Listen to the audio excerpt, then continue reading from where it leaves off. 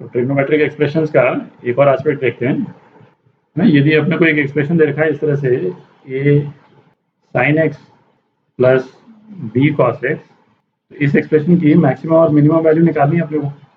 sin x हमको मालूम है वेरी करता है -1 से 1 के बीच में, और cos x भी वेरी करता है -1 से 1 के बीच में, एक्सेप्ट कि sin x और cos x की मैक्सिमम वैल्यू सेम एंगल पे नहीं होती है।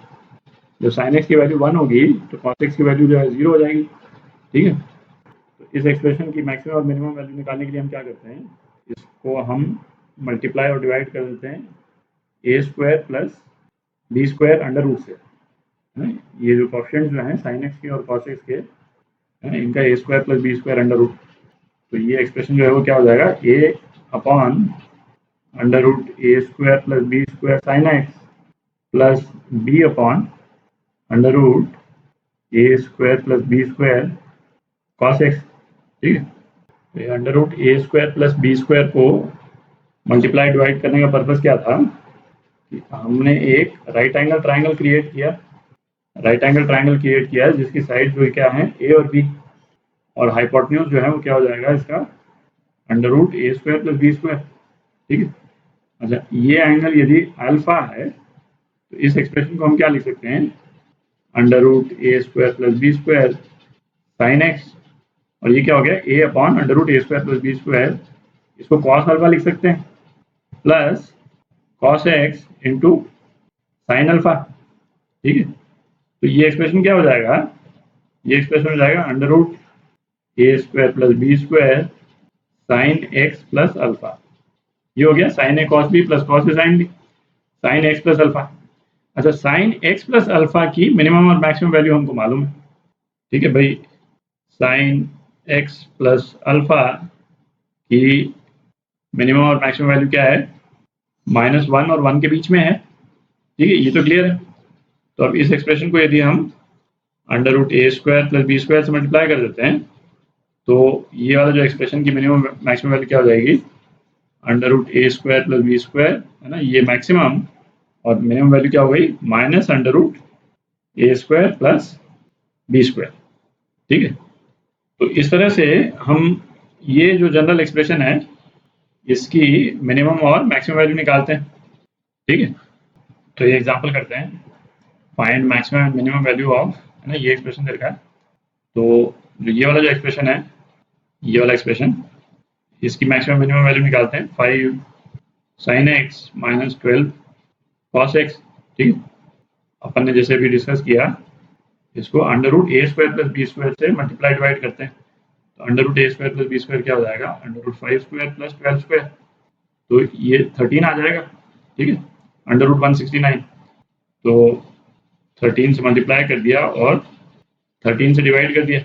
ठीक, तो ये एक्सप्रेशन क्या आ गया, 13 साइन ए कॉस अल्फा, है, अल्फा जो भी हो उससे बहुत ज़्यादा फर्क पड़ता नहीं है, minus cos A sine alpha.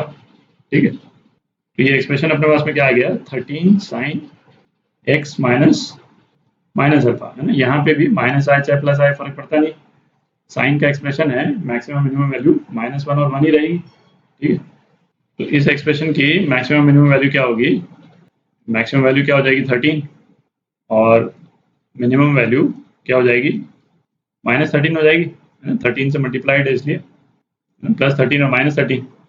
अपने एक्सप्रेशन में यहाँ पे +5 और है, तो इसमें, है ना, हर साइड में हम +5 कर देते हैं। ठीक है, तो अपने पास में क्या आ गया, मिनिमम वैल्यू क्या हो गई इसकी, -8 less than equal to 13 sine x minus alpha plus 5 is less than 18।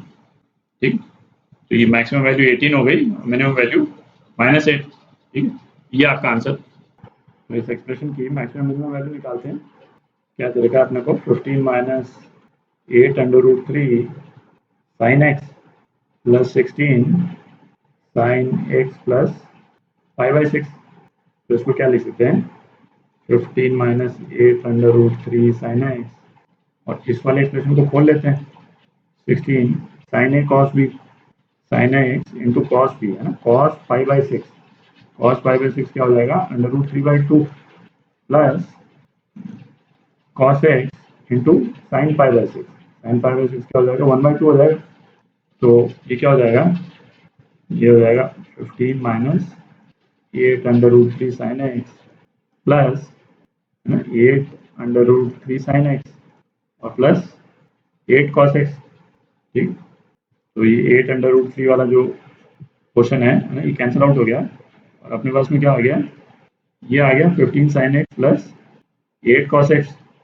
Again इसको अपन मल्टीप्लाई डिवाइड करेंगे किस एक्सप्रेशन से, √15 स्क्वायर प्लस 8 स्क्वायर।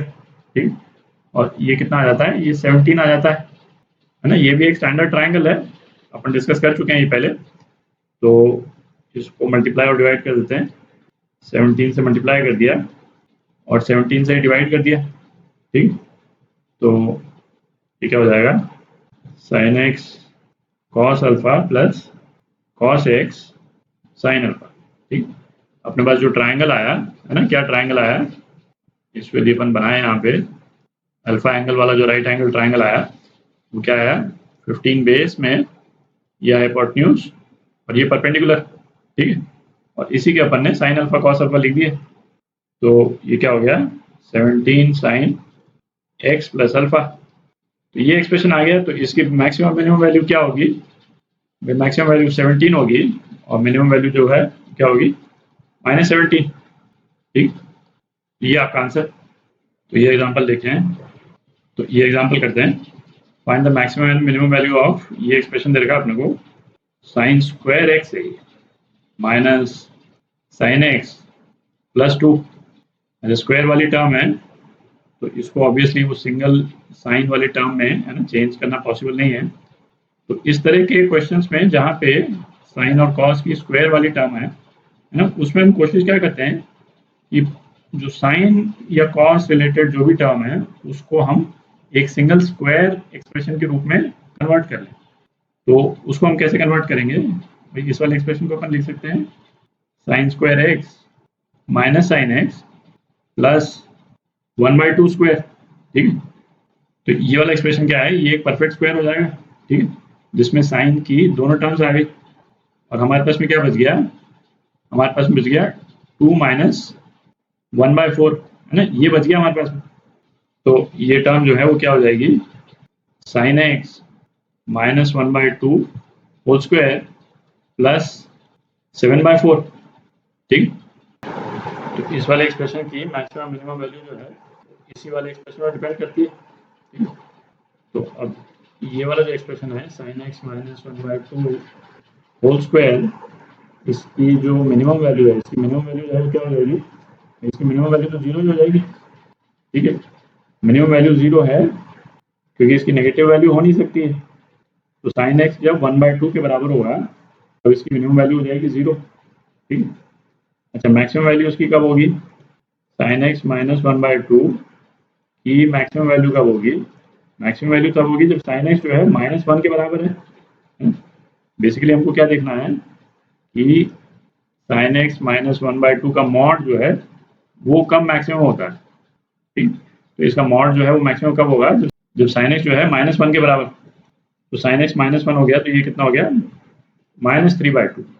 ठीक है, तो मैक्सिमम वैल्यू जो है इसकी क्या हो गई, 9/4 हो गई है ना, बेसिकली 3/2 स्क्वायर या -3/2 स्क्वायर। ठीक है, तो ये जो एक्सप्रेशन है स्क्वायर वाला, इसको अपन ए बोल देते हैं। तो वो ए जो है इसकी मैक्सिमम वैल्यू जो है वो क्या आ गई, 9/4 और मिनिमम वैल्यू जो है वो क्या आ गई, 0 आ गई। ठीक, और हमारा पूरा एक्सप्रेशन क्या है, a प्लस 7/4 है ना, ये वाली टर्म भी है।